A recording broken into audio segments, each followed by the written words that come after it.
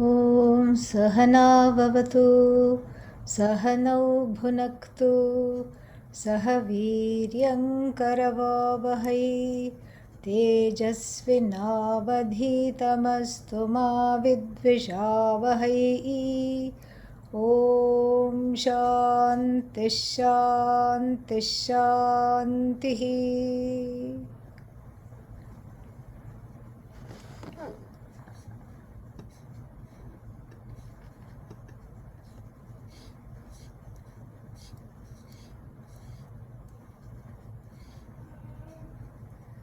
यः पृथिव्यां तिष्ठन् पृथिव्या अन्तरः यं पृथिवी न वेद यस्य पृथिवी शरीरं यः पृथिवीम् अन्तरः यमयति एष त आत्मा अन्तर्यामी अमृतः. This is the next one. First, he talks about Vayu for obvious reasons that we have talked about, and that is because it's very easy, even though you cannot catch hold of Vayu, you can conceptually see it as being everywhere. You can understand it, even though you cannot physically catch hold of Vayu. But what can you do? You can conceptualize it and see it as being within, without, etc. And we saw these threefold standpoints from which you can understand Bhagavan. So, Adhyatmika, Adhibhautika, and finally Adhidaivika. Adhyatmika meaning centered on, pertaining to the body mind sense complex, to oneself. And so this is Vayu in the form of prana, Vayu in the form of that which separates one joint from the other. So many things in the body it does. And then that is Adhyatmika. Then Adhibhautika means the Vayu in the surroundings. And what is the connection? What is the law that connects the Adhyatmika with the Adhibhautika? That is what we are talking about as Adhidaivikam. The Antaryami here, the one who remaining within each and everything, within, without, there is no location for this. But here, when we use the word within, we get a perspective, meaning we get a perspective that is not far away, that is not remote, that is right here. That is why the word within is used. The word within is used for the ajnani, for the one who, or for the jnani wannabe, for the one who is wanting to be a jnani, the word within is used. Because it is comforting. Oh, Ishvara is not far away. This Antaryami that I want to know is right here, is the indweller. Indweller means what? Dwelling within. What is this dwelling within what? Within, without are very arbitrary because the concept of space itself is mithya. And so Bhagavan does not need space. In fact, space is dependent on Bhagavan. Space is a projection of Bhagavan, time is a projection, space is a projection. This is all part of the Jagat. The time-space matrix is part of the Jagat. It's not that there was space there, like prime real estate and Bhagavan plonked the Jagat there. No, space is not absolute. Time is not absolute. And if space and time are not absolute, if they are not absolute, within, without doesn't have any meaning. Because if it is relative, then within means what? It has no meaning.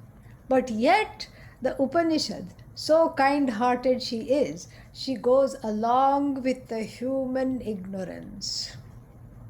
Within means very close to me, and describes it, uses the pedagogy to describe and unfold the vision in such a way that one understands what this within business is, what this without business is. One understands, because everything is outside, outside, outside. Ishvara, where are you? One keeps looking here and there. in some cultures you look up searching for Ishvara, then definitely you need a chiropractor, because then after looking up you need a neck massage. So, but here we don't have that problem. We don't have in the tradition, we do not raise the question, where is Ishvara? And this is not among pedantic Vedanta people, Vedanta circles.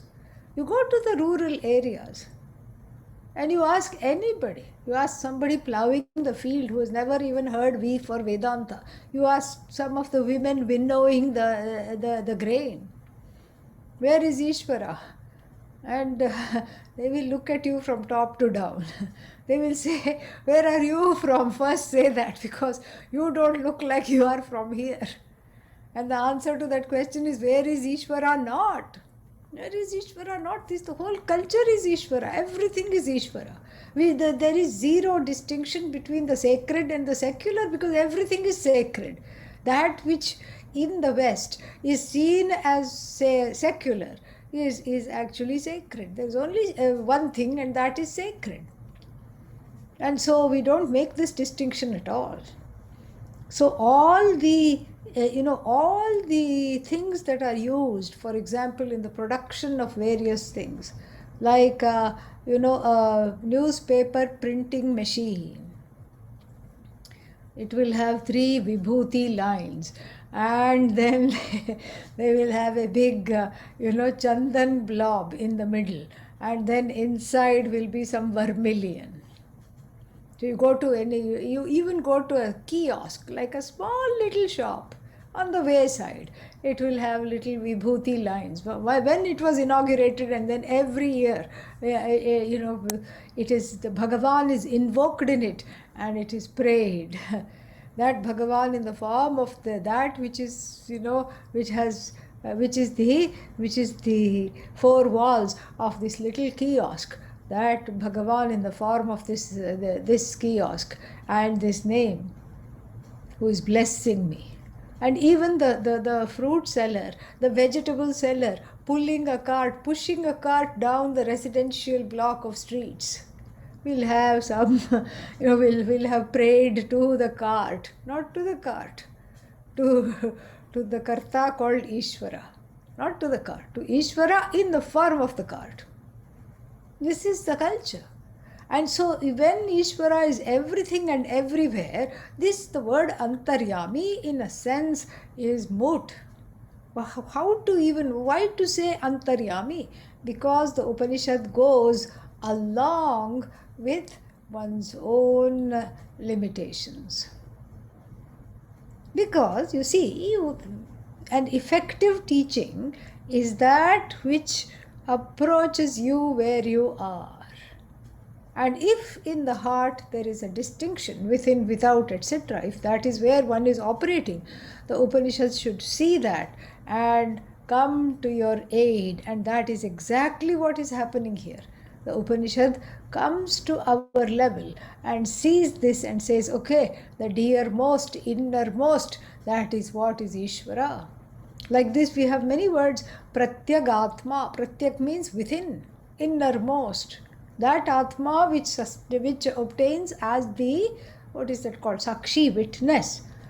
Within. Within means within this upadhi called body, mind, senses, etc. That is where, from that standpoint, within. Otherwise, there is no within really.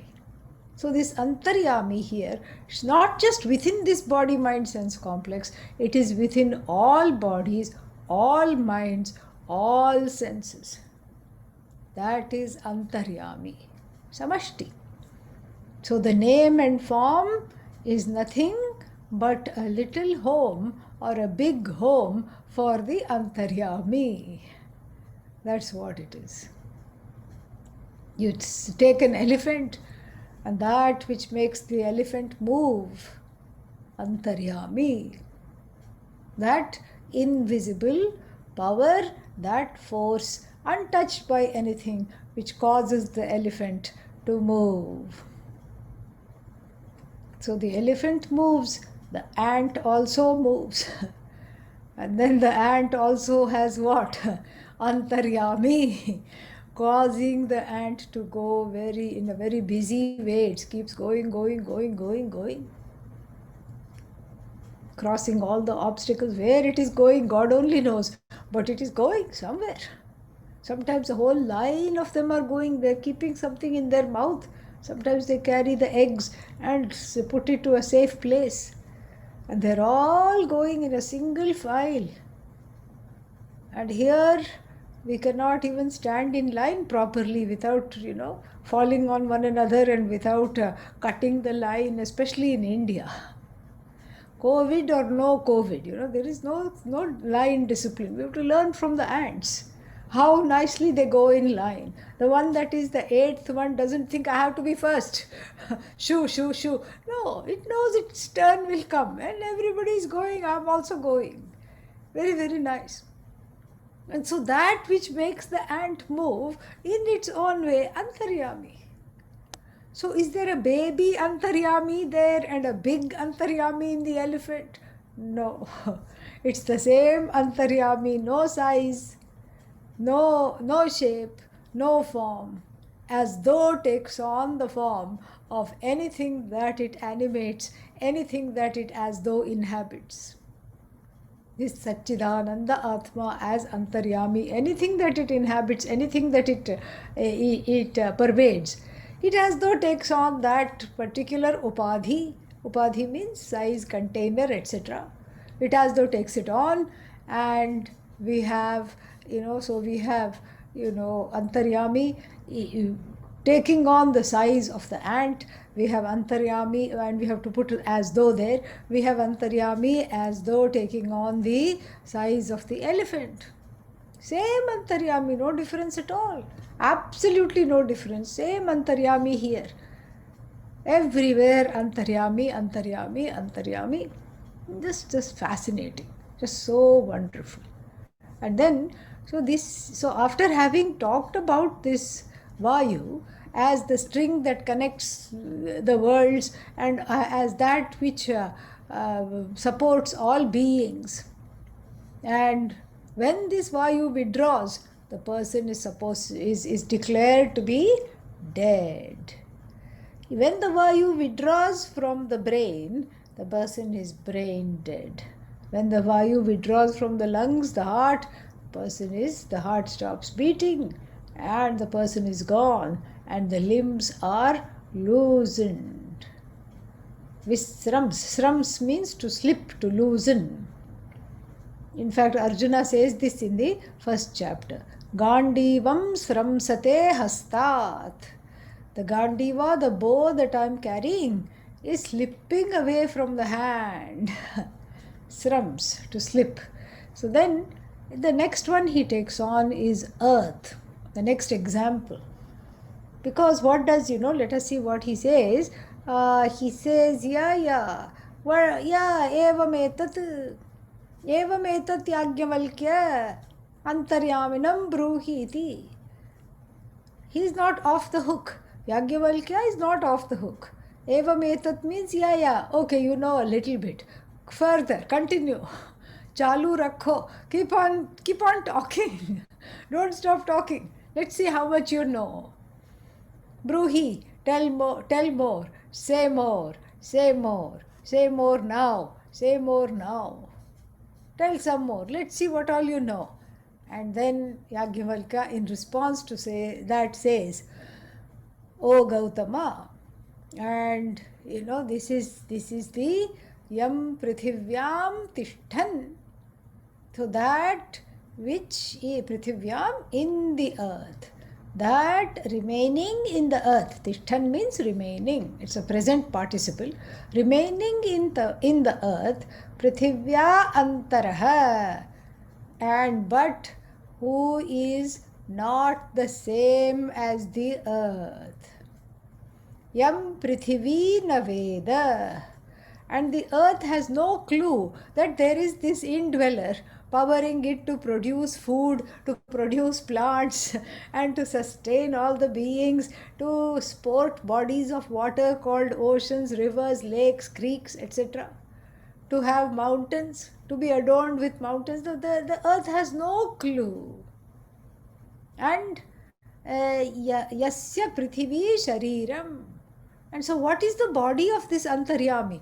It is the earth alone. The earth alone is its body. When? For now, when we are looking at Prithvi.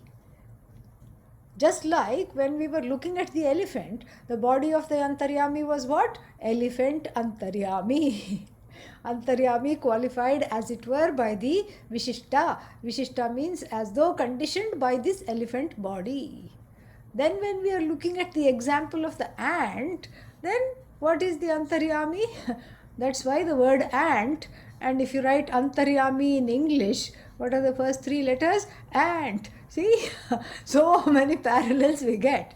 Yeah, Antaryami. In terms of the body of the ant, we have to change change the pronunciation. So it is Antaryami. And this elephant yami, it's all just, it's such a miracle, because when it as it were enters the body of the elephant, or it animates the body of the elephant, it is elephant parimana, elephant sized Antaryami, so to speak. And then that same Antaryami miraculously squeezes itself into the body of a small pipilika ant. Antaryami, we can call it at that time. And then what? Then we have, and then so what is its real size? Neither elephant nor ant. Why? Because this upadhi itself is an as though conditioning. It is not conditioned. It is not conditioned by anything. Just like you have a piece of crystal and you put a white background. That white background becomes the upadhi which the crystal appears to take on by promptly looking white, appearing to be white. Then you remove the white cloth and you put a red cloth. Oh, now the crystal is red. Or you put a hibiscus flower behind. Oh, this is red crystal. Yellow crystal. Yellow crystal. Yellow crystal means what? Brahmachari crystal. And then what? Orange crystal. Crystallananda. It is a sannyasi crystal. So all this has various upadhi. Upadhi means that which lends itself to various conditioning, as it were, without becoming any one thing. So is the crystal red or yellow? Crystal, truth be told, is neither red nor yellow. Crystal is simply crystal, free of color, free of any particular color, yet free enough to sport all colors. This is exactly what is being talked about here. And this is the yaha prithivyam tishtan, that who is present in the earth, remaining in the earth. But the earth has no clue of its existence. Why does the earth have no clue of its existence? Simply because the earth is jada. Jada means inert. Inert. It doesn't, it has no ability to sense, oh, there is something that is an animating force which is bringing me to life and making, sustaining life on me. It doesn't have that. So why is it important to say yam prithivi naveda? It is important to say that because that which the Antaryami inhabits is jada. That is the first reason. The inhabiting of the Antaryami into an inert object allows the object to come to life, so to speak, animates the object. So the Antaryami is the animating principle. Bhagavan in the form of the Antaryami is the animating principle everywhere. Whatever it animates. And so therefore, Yasya Prithvi Shariram, whose body is the body of the earth. The body of the Antaryami is as good as the body of the earth, like even the white cloth. So Antaryami here is the crystal, the white cloth is the Vayu, and red cloth, let's say earth. So when we are looking at Vayu, then we see the white cloth behind the crystal, it is similar. Then there is change. We are looking now at the earth, and then we are seeing the red cloth behind the crystal.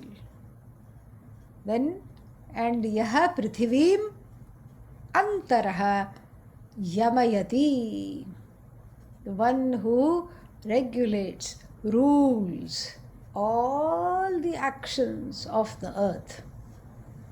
When the rain comes, when the seasons change, when the leaves fall, when the trees sprout, when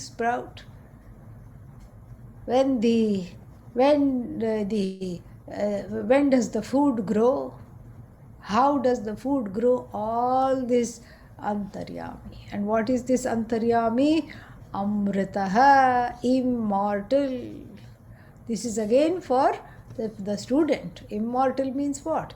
Not subject to time, not subject to death. That is more important. Because death is something which causes sorrow, which causes fear.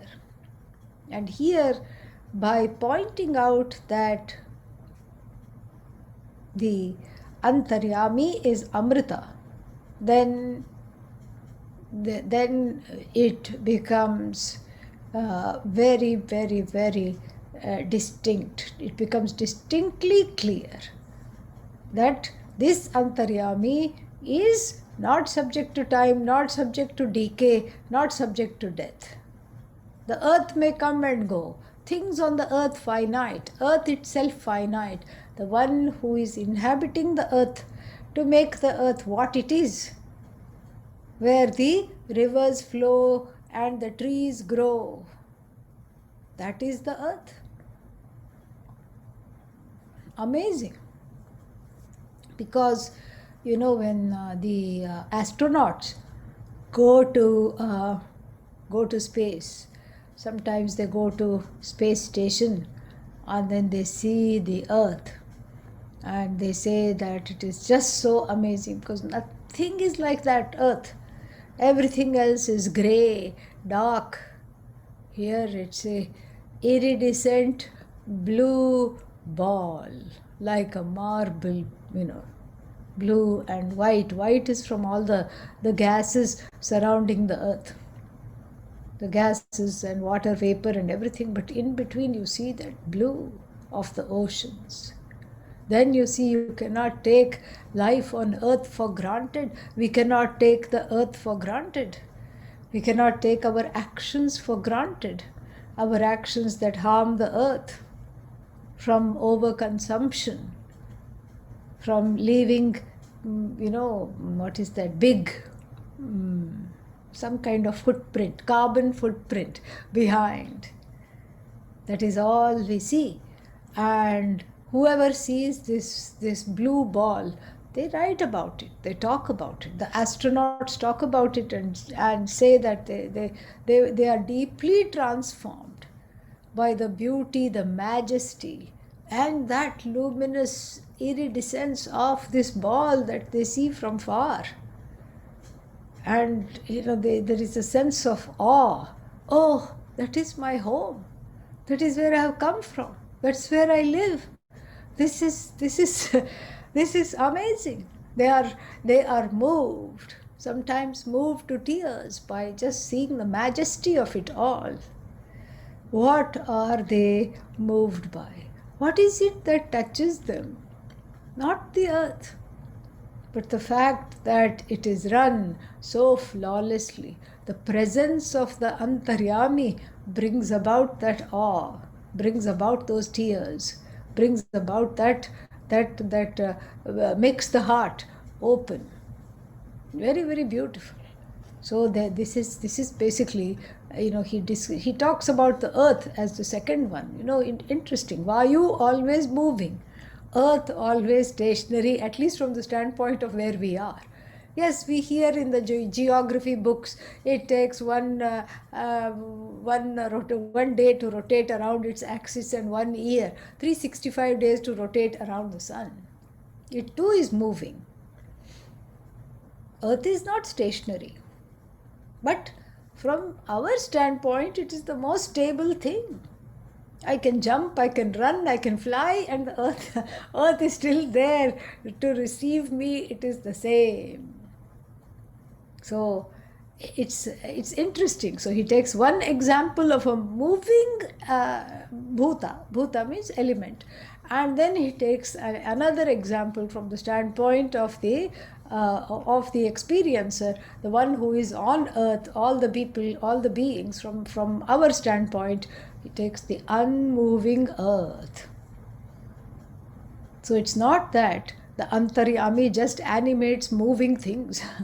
The unmoving thing also is animated by the Antaryami alone. So yaha prithivyam tishtham bhavati saha Antaryami. Sarvah prithivyam tishtati iti sarvatra prasangah ma bhut iti vinashti prithivya antaraha abhyantarah. He makes a distinction here. Adi Shankara says, because you see there are two lines here. Yam prithivyam tishthan prithivya antaraha. That which is present as in the earth, but that which is separate from the earth. The one who inhabits the earth and is within it. So why should we say that? Because there can be a confusion. All the people inhabit the earth. You inhabit the earth, I inhabit the earth, and the people in this country inhabit the earth, that country inhabit the earth. Then where is the Antaryami? It gets confusing. So there may be a presumption that, okay, maybe we are talking about some being inhabiting the earth. No. Therefore, to distinguish, to preclude that, he says the one who is within the earth but distinct from the earth. And, so then the next line is what? Yam prithivi naveda. The earth is clueless about its presence. Why is that needing to be said? That is needing to be said because we have been talking earlier about the concept of Adhishthana Devata, the presiding deity of the earth. Who is the presiding deity of earth? Mother Earth. When we animate this deity and invoke Ishvara, Mother Earth. And so here even that is distinguished. Yes, that Mother Earth is Ishvara, but here we are talking about the standpoint of Ishvara as that upadhi-less, name-less, formless being, a conscious, nameless, formless being, because of whose presence earth is earth. We are not talking about the earth, with all her attributes as Mother Earth. Compassionate, the one who is forgiving, the one who embraces all living things. We are not talking of that. We are talking of that which is attributeless, because of which all the attributes of the earth are sustained and come to life, itself attributeless. And this is why the second caveat is given, the first one being the one who is distinct from the earth, even though living on the earth, living within the earth.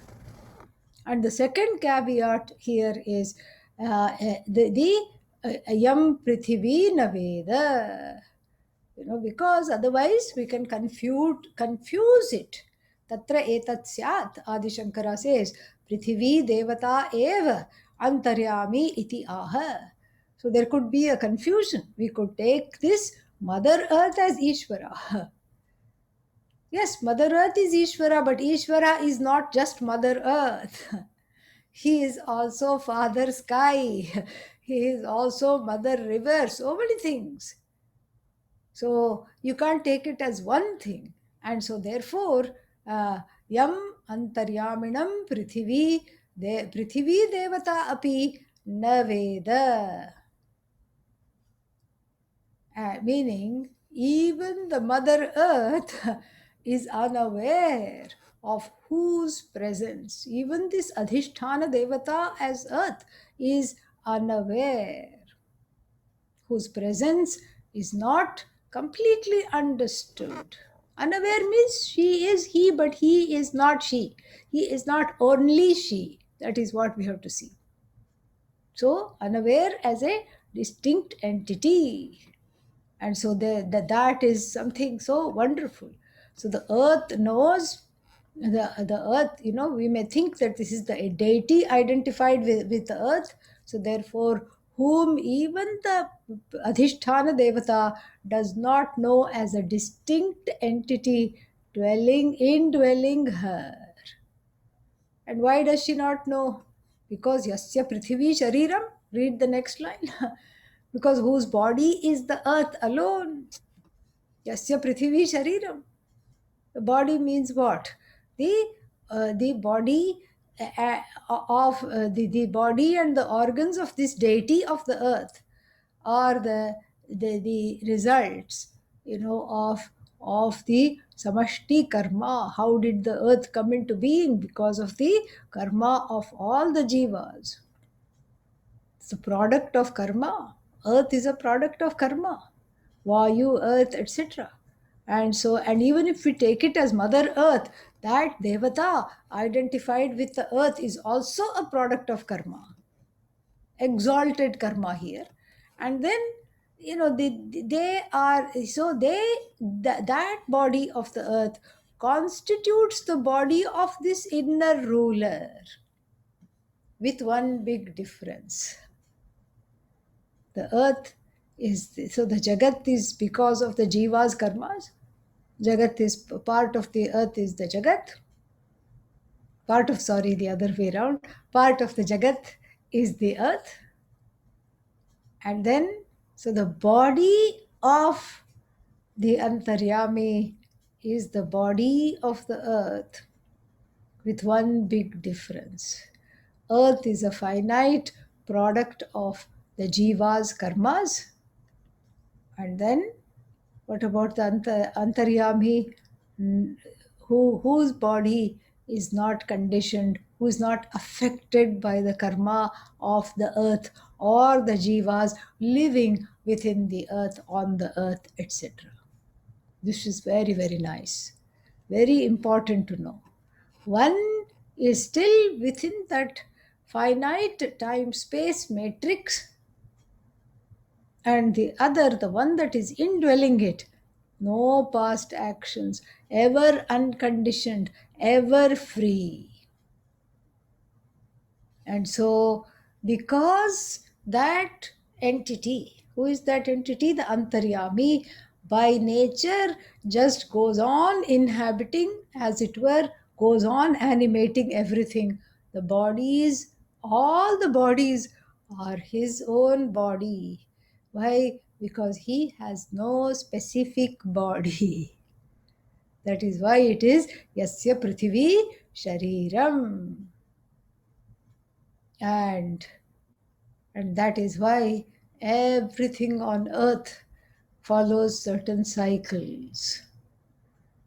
And you wake up at 4 o'clock in the morning sometimes, and then everything is still, nothing is stirring, maybe except some nocturnal creatures like owls and cockroaches, but other than that, nothing is stirring. And then what? Slowly you can hear a few things by 5:30. 1 hour later, you hear a few things.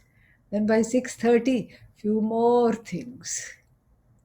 Then again at night, 10 o'clock, then the whole day everything is moving, moving, moving. People are going. Where they are going, you don't know. You are also going. And you are in a traffic jam. And in the traffic jam, everybody asks the question, sitting in their own car, where are all these people going? The other people are also asking the question about you, sitting, where is this person going? Where is this Murkha going? They're also asking the same question. So everybody is asking, why are these people going? What's wrong with all the people? What is going on? And so, and then all this happens, horns are honking and so much going, especially if some, there you stay near a freeway or something, finished. You're not free at all from the sound. But there too, maybe around, 10 o'clock, 11 o'clock, 12 o'clock, stand still. Stand still. Why? Because of the presence of the Antaryami, cycles of the earth. Similarly, winter, everything comes to kind of a standstill. No, especially in the northern hemisphere, no fresh growth. All just dry, arid, snowed in, perhaps. And then what happens? And snow is still there, and you're sick of the snow, and you're just saying, oh, when will this go? Because after all, you have Indian bones, and they don't do very well in the snow. And you're running, and when will this go? So bleak and so depressing. When will this go? And very grudgingly, because the doctor said you have to walk, otherwise you will drop. And so you take yourself for a walk. And then suddenly in the snow, something beautiful magenta, you see, crocuses. Somehow, even in the snow, they have broken through, and you see them bloom. And okay, spring is not too far away. You smile, despite yourself, you smile. And how did this crocus come out at this particular time, in this particular manner? The presence of Antaryami in the earth, distinct from the earth, distinct from the Devata called the earth, distinct from the karma that brought this earth into being. Not the projection, but and not even the projector, but the one without whom there is neither projector nor projection. That is Antaryami. Fantastic. It's just so beautiful. And the cycles, of seasons. The rain has its own cycle. Monsoon, it is called in India, and which sometimes because of this climate change and everything, it is not monsoon, it is mon late. It is not very soon at all, it comes late. Every year it is later and later, and it finishes very soon, the seasons. Earth is getting hotter and hotter and hotter. There is because of the karma. This samashti karma is what is making the earth heat up. All the scientists are so upset. They keep giving warnings. This home, the only home we have, we have to take care of it. They keep giving warnings. The warming is at a great rate, much more than before, unprecedented rate. One headline reads in the newspaper, and then in another one there is another headline: big glaciers, which were our hope, are dropping, melting, breaking off. And mean, because there is warming, the earth, mother earth, has fever. She needs to be cooled down. and all our actions are responsible for it. But the one who inhabits the earth, who is the size of the earth, whose body is the earth alone, is free of this karma, free of this fever. The one who is, this is Ishvara, this is Narayana. Because what does he do? He directs the earth to do her work without becoming the earth. This is the inner ruler. And what is this? Amritam. Amritam means it is what you asked is Amritam. Prithivim Antaraha Yamayati. Yamayati means directs, disciplines the earth to do her job. Eshate. This alone is your Atma. Mahavakya here. Eshate Atma. Te Atma means what? Your Atma. Who is he talking to? The this questioner called Uddalaka. This is your Atma. You see how he is teaching him. He never took offense. Yagyavalkya did not say, "Is this the way to talk to me? Telling me that my head is going to fall off? Shut up. Don't you see how great I am?" He could have gone that route. No. He takes him on as a student. Esha te Atma. This is your Atma.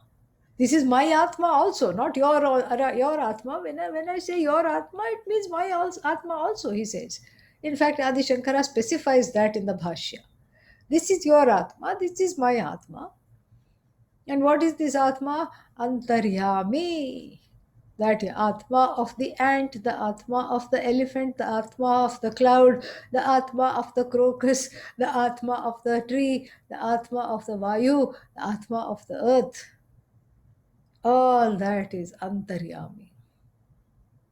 And this Atma, you are that Antaryami, non separate from the Antaryami. Why? Because it is infinite, limitless, timeless, spaceless. This is so beautiful. Yours means everyone's Atma, devoid of any attributes that are finite. No attributes. It's that infinite Atma alone is talked about. It is not finite, it is not subject to death, it is not subject to fear, it is not subject to anything at all. This is what is called, this is what is called Antaryami. And this is Ishvara. Very nice. So beautiful. And तदस्य स्वभाव स्वकर्म अभावात्. It doesn't have its own karma at all. Nityamuktatvat amritah.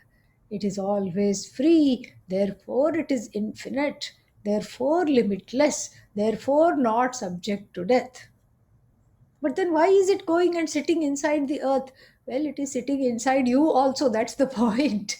It's sitting not just inside the earth, it's inside Vayu. It's inside, again, we have to always permanently have our hands like this. It's inside Vayu, it's inside earth, it's inside sun, it's inside everything. As though inside. So then,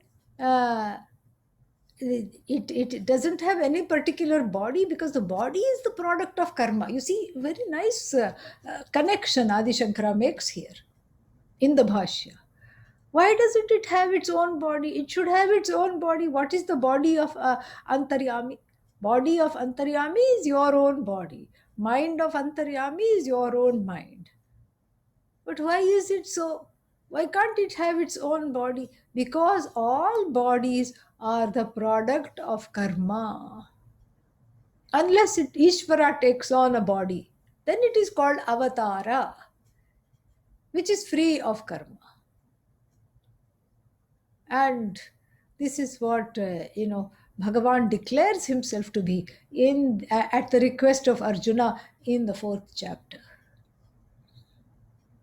Sambhavami. And everyone, bhavati. Bhavati means is born, becomes a human being or some jiva. Bhagavan sambhavati. Sambhavati means a special body. A special body is taken on, and there too karma is involved. Very, very interesting. Oh, so Bhagavan also started to have karma? No. Bhagavan doesn't have karma. The body of that body in which that Bhagavan inhabits is the product of samashti karma, the collective karma of all the people crying out, Trahimam, Pahimam, save me, help me, take me,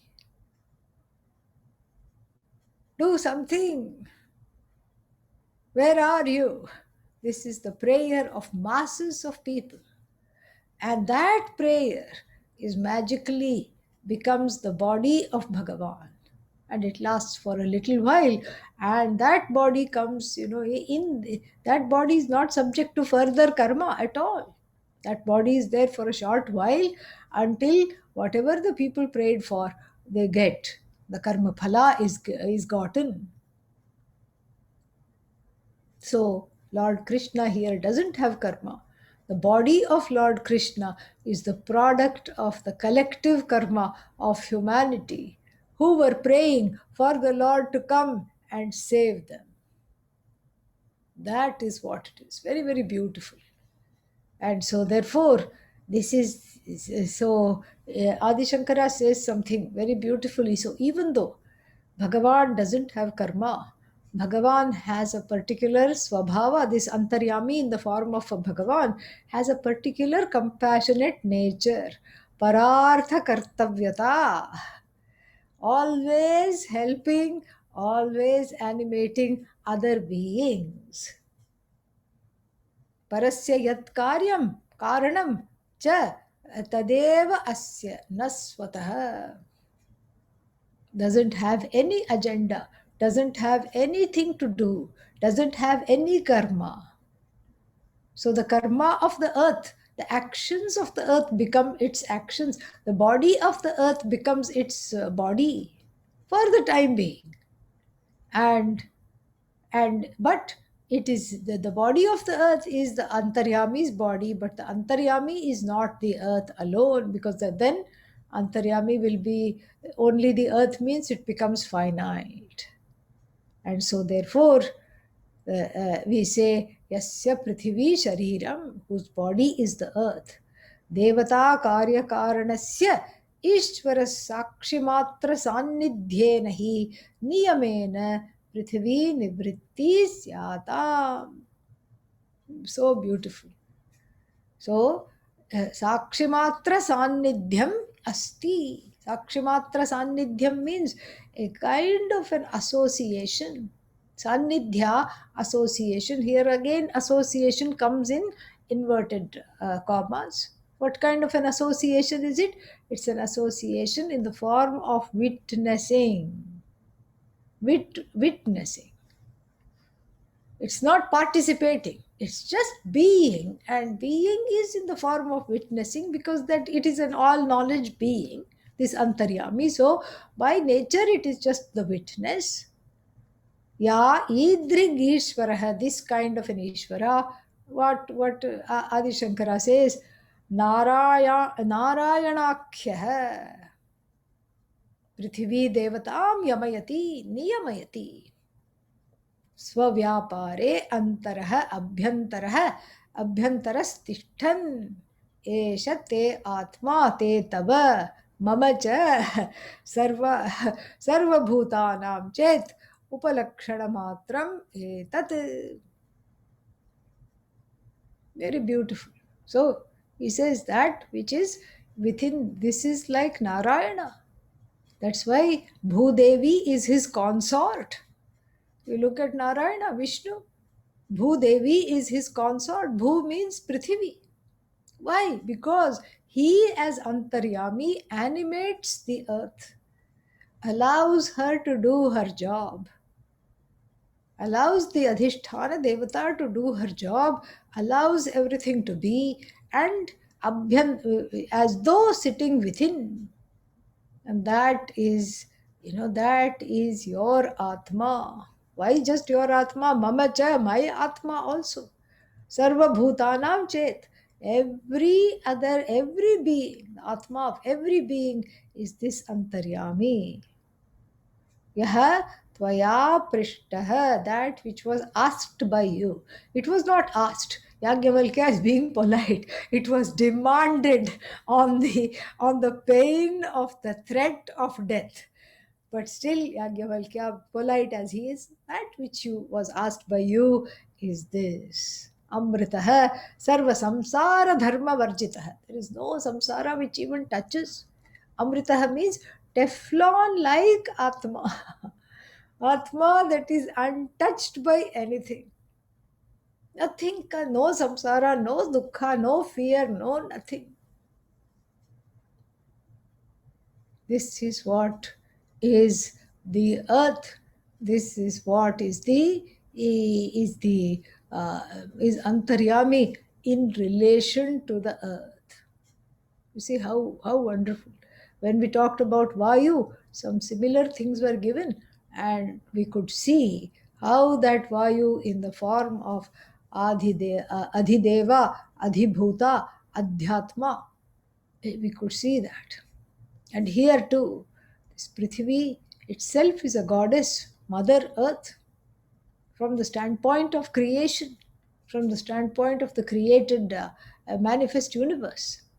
But then this Mother Earth is along with this Antaryami, genderless, nameless, formless, remaining within the earth, so to speak, directing all the actions, remaining free of action, remaining free of any kind of difficulties, karma, etc.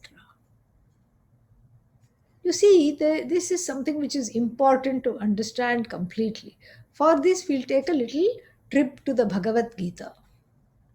And in the Bhagavad Gita, we have in the 15th chapter a very interesting verse. Dvavimau purushau loke. You'll have more fun if I chant it in with the tune. Dvavimau purushau loke ksharascha evacha ksharas sarvani bhutani kutastokshara uchyate uttamah purushastvanyah paramatmetyudahritah yo lokatrayamavishya vibhartyavyaya ishvarah. This is, chanted every time before meals and is directly pertinent to whatever we are studying here. Dvau imau purushau loke. Purusha means sarvan purayati iti purushaha. That which fills up everything is known as purusha. One vyutpatti, one derivation. There is also another derivation in the sense of Puri Shete. Puri Shete means sleep, the one who sleeps in the citadel. What is this citadel? Citadel means the body, mind, sense complex. This body itself is like a fortress and you can't get out. Even you can have an out of body experience. That's about it. You can't really get out of the body until the Antaryami decides time is up. You can't get out of the body. It is there, but you can look out and see what all there is. These are the windows. You are inside a killa, fort. You are inside a fort. And you have some windows to interact with the world. Ears, eyes, and all are provided. Navadvare pure dehi naiva kurvanna nakarayan sukhamaste. This we'll come back to later on, this particular verse from the Bhagavad Gita, but for now this is a fort, it is a citadel. The one who sleeps in this citadel is called Purusha. Purau ushati or purishete, same thing. Purau ushati iti purushaha. Ushati lives, vasati, and then purishete, shete means sleeps. All these second conjugation verbs, they sound very funny. Shete, sherate, sherate. The plural sounds like singular. Very interesting. So shete means sleeps. Why is the person sleeping? Sleeping means sleeping the sleep of ignorance. Ajnana nidra suptah. So, sitting in this, sleeping in this citadel, not knowing the truth of oneself, asleep to the knowledge of the I, to the knowledge of Antaryami, to the knowledge of I as the Antaryami, the one who sleeps, one derivation, Purusha. But here, that Purusha is not being talked about. There are other Purushas which the Bhagavad Gita talks about. Here, The two Purushas are talked about. Dvau imau Purushau loke. In the world, we are familiar with two Purushas, Bhagavan Krishna says. What is the first Purusha? Akshara Purusha. Akshara Purusha means that which is finite and subject to decay. Akshara Purusha. And then what is the other one? Akshara Purusha, that which is unmanifest but not subject to decay. Very interesting. So here, Kshara Purusha and Akshara Purusha constitute the whole universe. Purusha means Bhagavan here. Sarvan Purayati iti Purusha. The one who animates everything and who completes everything here is called Purusha. But this Purusha comes in many varieties, Lord Krishna says. The first one is the one that is Kshara Purusha. The Purusha in the form of everything that decays, everything that is finite, everything that comes to an end. What is that? All the names and forms. Drishya Varga. Drishya Jatam, Drishya Varga means this all the category of things that one sees, one objectifies. This is Kshara Purusha because it is subject to destruction. You keep looking at something, it breaks. And when people ask you, how did it break? I have no idea how it broke. I was just touched it, it broke. This is how it is. And and this is even if you don't have butter fingers, things break. And this is Kshara Purusha. This is also Purusha, but Kshara Purusha. Kshara Purusha, manifest universe where everything is finite, everything is frustratingly finite. Whatever you love is subject to destruction. Drishta nashta svabhava. As soon as you look at it, it is broken. It is subject to destruction. And so this is what is called, this is Bhagavan, but in the Bhagavan in relation to all the names and forms, including the name and form called Prithvi, Vayu, etc. So this is Kshara Purusha. This is Ishvara in the form of that which constantly degrades the manifest universe, which is finite, which is subject to destruction. Ishvara in the form of the material, the manifestation itself here. And then what? Then we have Akshara Purusha. Akshara means not subject to destruction. Who is that? Ishvara with reference to Maya Shakti. Avyakta, invisible, can't be seen. But that creative power, Maya Shakti. So that is called Akshara. Akshara Purusha.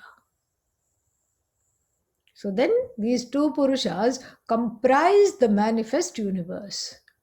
Dvau imau purushau loke ksharascha aksharaha evacha. In this manner, there are two Purushas. Oh, thank you. Okay, can I leave now? Not yet. Why? Because we haven't seen where the definition is. Oh, thank you. Thank you, Sahadev. Dvau imau purushau loke. Ksharaha and Akshara. So, if you ask the question, this is what the next line says. If you ask the question, which is Kshara? Then Ksharaha Sarvani Bhutani.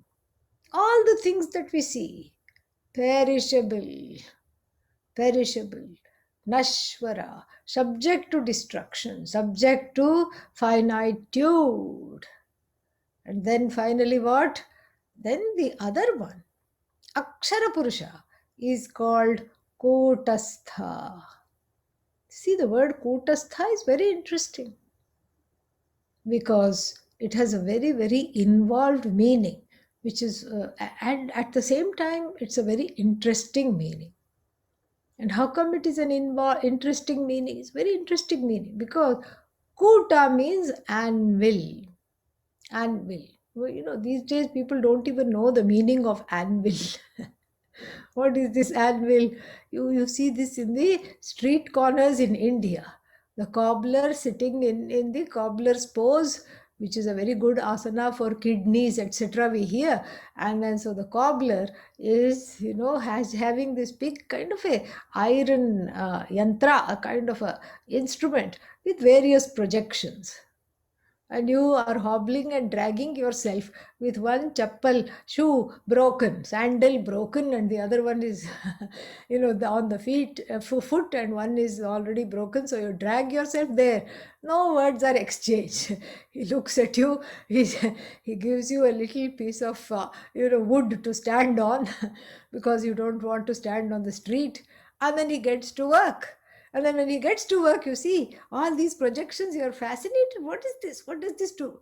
And he puts it on one of them, he hangs it, and then takes a nail or takes some kind of a, what is that, cowhide thread, and then stitches it up. You give him some money, and then he puts that, and then you give him his little plank back. Okay, take it. And then this is what is called anvil, because it is so still and heavy, and on that the shoe can be turned around in order to stitch it properly, or to put the nails, or some small nails they will put sometimes, or some glue, whatever it is. The anvil is still, so that everything else around it moves around. So kuta is anvil. Kutastha means two ways. Kutavat tishtati. Sits still like an anvil. See, there is a poem over there. There is a rhyme. Sit still like an anvil. This is the Atma. But here, not so fast. Why? Because we can't use this definition. Why? Because the two Purushas are there. One is Kshara, one is Akshara. Akshara means imperishable. Why can't you use the definition here? Because Bhagavan surprises us and says, Uttama Purushaha tu Anyaha. Yet one more Purusha is there. That is called Uttama Purusha, which is neither Kshara nor Kshara, doesn't come in this Kshara Akshara dyad at all. And this Uttama Purusha has a name. What is the name? Paramatma iti udahritah. Its name is Paramatma. Yo lokatrayam avishya, the one who pervades all the three worlds. Bibharti avyayah ishvaraha. Bibharti, sustains, protects. And this avyayah means unchanging. Ishvara, indeclinable Ishvara, the one who pervades the entire universe of name and form. Anya, separate. Separate from what? These two Purushas. Kshara Purusha, Akshara Purusha, and then Uttama Purusha. Amazing. Very, very nice. Same Purusha. All of them are Bhagavan. But then Bhagavan from the standpoint of the finite names and forms in the universe, Bhagavan from the standpoint of the creative principle, Maya Shakti, and Bhagavan in the form of the Antaryami who, sitting in everything, animates everything, but without becoming any one thing. This is Uttama Purusha, to be understood as Kutavat Tishtati. If you say that, okay, it is unchanging. But Maya Shakti, you cannot say Kutavat Tishtati. Therefore, there is another meaning which is given in the tradition. Adi Shankara also gives this meaning. Kute Tishtati. The one who is in Kuta. Here, Kuta has another meaning. Word play on Kuta. Here, you don't think of the anvil anymore. What do you think of?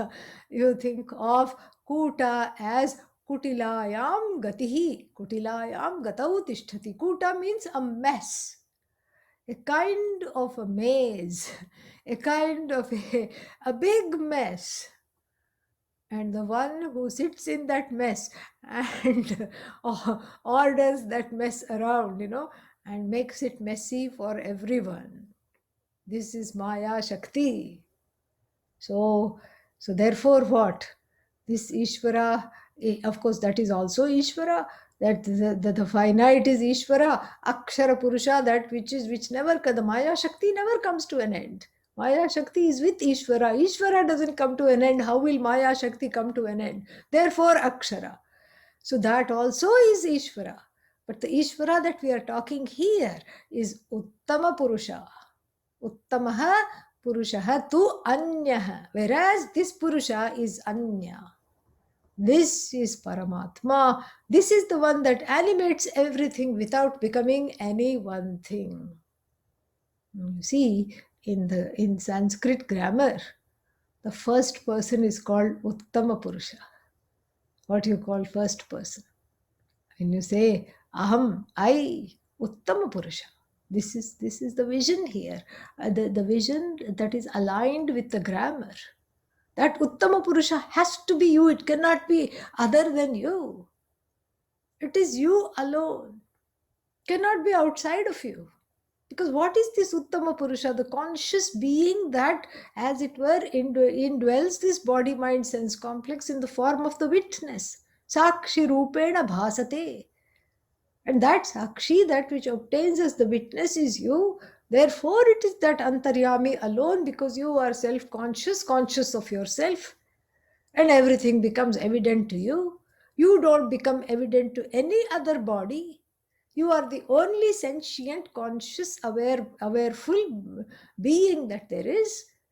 And so you have to be the Antaryami. You cannot have any other identity. Everything is Antaryami. Antaryami is not any one thing. This has to be completely and fully understood.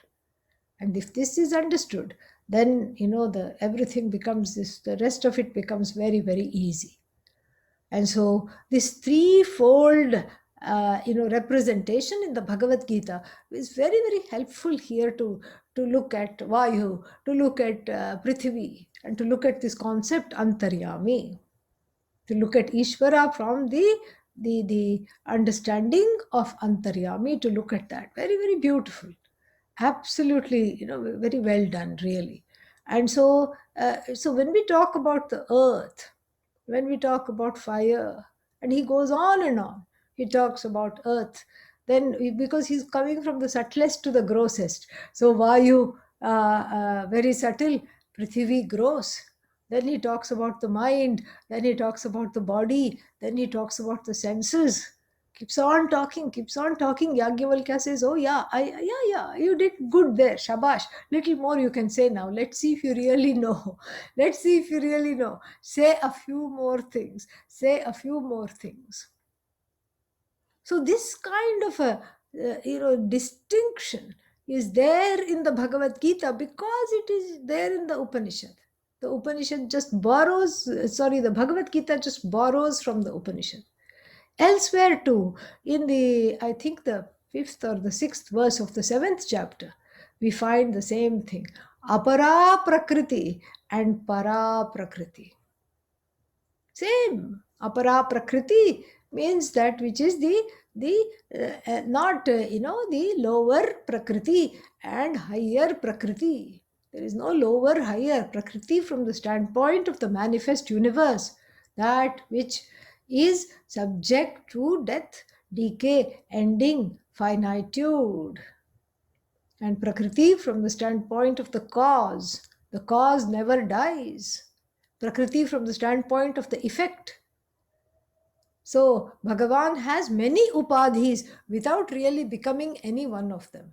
The Karya Bhuta Upadhi is called Kshara Purusha. Karya Bhuta Upadhi means the Upadhi, that kind of a Upadhi which on one is seen as Bhagavan in the form of the effect. The effect itself becomes an upadhi for Bhagavan when you say Kshara Purusha. Then when you say Akshara Purusha, then it is the cause, causal upadhi. Bhagavan is the cause of the universe. Karana Bhuta Upadhi. Karya Bhuta Upadhi. Karya, effect, Karana, cause. Both are Bhagavan. Bhagavan is not any one of them. And so then if we get stuck in the Karya Karana dyad, then there is no way around it, because you will be keeping on chasing some kind of phantoms, ghosts. because that which you thought was karana becomes karya. And that which you thought was, it's all just upside down. Oh, what is the truth of, what is the source of pot? What is the cause of pot? Clay. Yay, yippee, fantastic. Well, clay also now becomes effect when viewed from the standpoint of earth. Clay, which was cause up till now, becomes the cause of sorrow because now the clay has become the effect of something else. Then that something else, then you have, that becomes the cause. And then, the earth becomes the earth becomes the cause. And then what, then we look at the earth. What is earth? Molecules, particles, they become the cause. Earth becomes the effect. It's unending. And that is why Kute Tishtati. This is a very clever Maya which keeps you spinning and keeps you keeping on just stuck in the notion of bondage, in the notion that everything is never ending. When will this change? When will this happen? In this kind of a notion, the one that keeps you. This is who is Maya. So this Karya Bhuta Upadhi of Bhagavan, that is also Bhagavan. That is why the whole Jagat is Bhagavan. We don't make the distinction, it is not Bhagavan. But that is not the place where the equation to the I is made. We have to be clear about that. Because that Bhagavan, to see Bhagavan as Kshara Purusha, does not do me any favor. The whole world which is finite is Bhagavan. Big deal. So what? What does it do to me? I'm still sad something ended. I'm still sad something died. I'm sad. I'm upset because I didn't get what I wanted. That doesn't change. Then what about Akshara Purusha? Akshara Purusha is Bhagavan. That which causes everything is Bhagavan. Then actually I become angry. So the cause of sorrow is Bhagavan. I don't want this kind of Bhagavan. Therefore, there is no equation here either.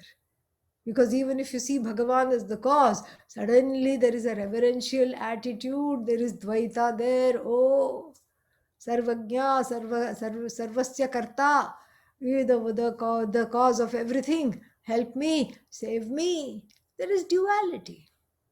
And wherever there is duality, there is fear and there is sorrow. There cannot be any redemption. And moksha and duality do not really get along. There is no possibility of them coexisting at all. And so therefore what? Therefore, these two are Bhagavan, Kshara Purusha, Bhagavan, of course, Akshara Purusha also Bhagavan. But Bhagavan is neither Kshara nor Akshara. And the Kshara Akshara Purusha, it's nice to appreciate it's nice to appreciate. But then that is not the place where the Mahavakya operates. That is not the place where the equation between the Jiva and Ishvara can be done. So where is the place where we can do this equation? That is at the level of Antaryami, or what is called in the Bhagavad Gita as Uttama Purusha. Just fascinating. That Uttama Purusha is free of being either Kshara or Akshara, doesn't get into this dyad. Free of karma, free of papa punya. But then there is no Kshara Purusha without this Antaryami. There is no Akshara Purusha without this Antaryami. This Uttama Purusha, which the word Antaryami in the Bhagavad Gita here is replaced by Uttama Purusha. This Uttama Purusha is you. Because Bhagavan concludes later, Yasmat Ksharam Atitoham Aksharaadapi Chottama Atosmi Loke Vede Cha Pratithaha Purushottamaha. And the one who knows me as such, the undiluted one who knows me as such. So sarvavit bhajati mam, gains me as everything, gains me as that all-knowing self.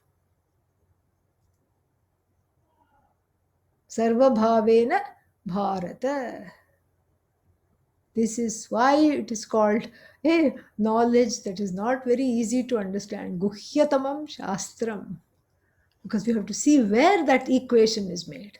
The equation is not made at the level of Adhishthana Devata, not at the level of Maya Shakti, not at the level of this cause effect dyad, not at the level of the perishable manifest universe, not at the level of the causal Shakti, which is the manifesting power, Maya, Hiranyagarbha, however you want to look at it.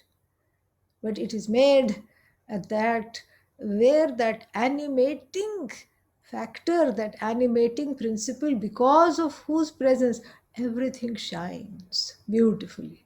Who is free from any particular connection, any particular karma? And what is the nature of this Antaryami? That is your Atma, that is my Atma, that is the Atma of this whole universe, and which is Ajara Amara, meaning not subject to finitude, not subject to destruction, itself having no particular body, no particular shape, no particular attitude, no particular attribute. Really, really wonderful. More we'll see in the concluding class. Tomorrow it's at a different time, not at 8 o'clock. What time is it, Sahadev? Can you please remind us? I think it's at 10 o'clock. Yeah, it's at Yes. 10 o'clock. If I Yes, remember. Swami. Yeah. Yes, Remind it 10 is. o'clock. Yeah. Yeah, so 10 to 11:15 we'll have the concluding class. All right. Om Purnamadah Purnamidam Purnat Purnamudachyate Purnasya Purnamadaya Purnamevavashishyate. Om Shanti Shanti Shanti. Harihi Om Shri Gurubhyo Namaha. Harihi Om. Thank you. All the best.